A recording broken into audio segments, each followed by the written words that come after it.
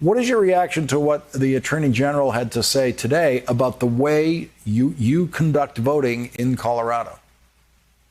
Well, Lawrence, thank you for having me on. And my reaction is it's disgusting the length that the president and the attorney general are trying to go.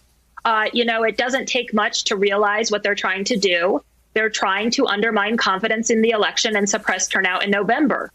And to add on to the facts you were sharing about Colorado's election, not only did a Republican senator, win in 2014, we have had more Republicans vote by mail than Democrats in the last 2 out of 3 general elections. So, it's a system that works in Colorado, and I think the whole nation should have access to vote by mail for all. The United States Postal Service has done an audit and has found that there are some voting jurisdictions who sent their ballots to the voters so late that those voters didn't have enough time in the past to turn them around and get them delivered in time.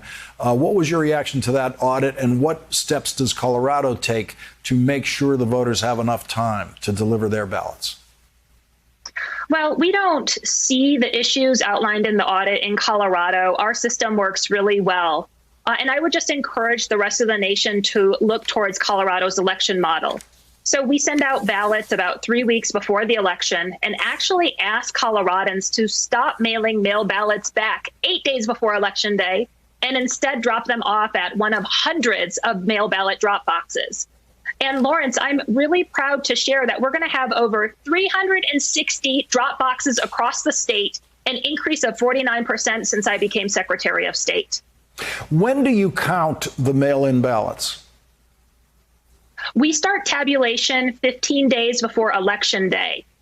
So in our statewide primary, which was June 31st, not only did we set a record turnout in the pandemic, we were able to report 89% of all the ballots cast on election night.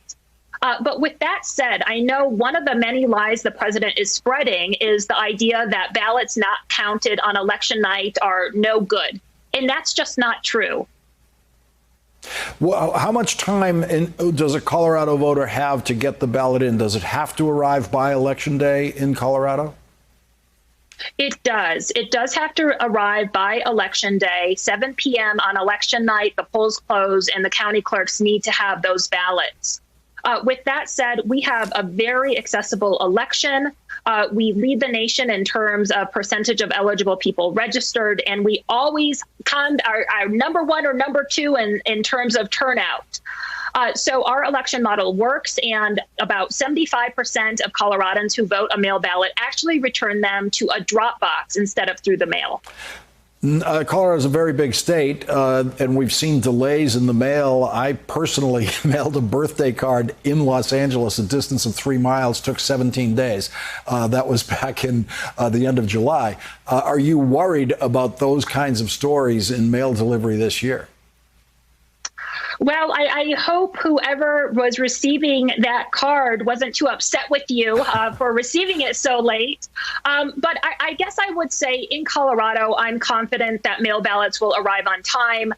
We send them out so early, and we're in direct communication with both postal workers and the management of our region. And we have a lot of confidence. But I am concerned at the length that the president is going to try to undermine our elections and just undermine confidence.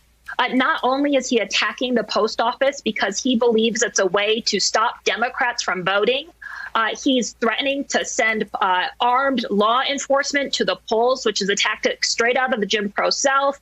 And the list of what he is doing goes on. And we should be very concerned that the president of the United States is trying to tilt an election in his favor.